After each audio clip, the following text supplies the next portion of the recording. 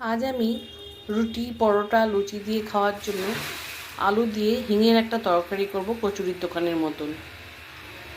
প্রথমেই পাঁচফোড়ন আর শুকনো লঙ্কা ফোড়ন দিয়ে দিলাম, 1 চিমটে হিং দিয়ে দিলাম, একটা টমেটো দিয়ে দিলাম। এবার ছোট ছোট করে কেটে রাখা আলুর টুকরোগুলো দিয়ে দিলাম, স্বাদ মতো নুন আর হলুদ দিয়ে দিলাম।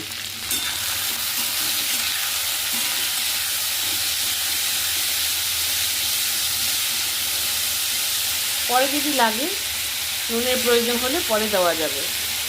তরকারিটা ঢাকা দিয়ে দিলাম।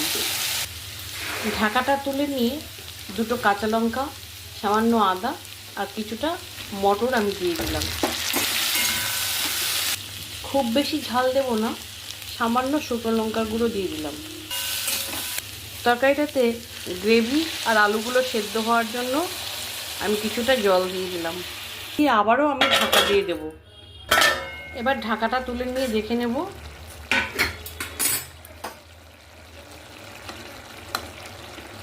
আলুগুলো সেদ্ধ হয়ে গেছে আর তরকারিটাও আমার একদম রেডি।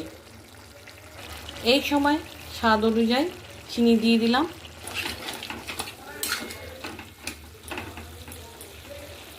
এবার ব্রেকফাস্টের জন্য বা রাত্রে ডিনারে আলুর তরকারিটা পরোটা, রুটি, লুচি সমস্ত কিছুর সঙ্গে খুব ভালো লাগবে।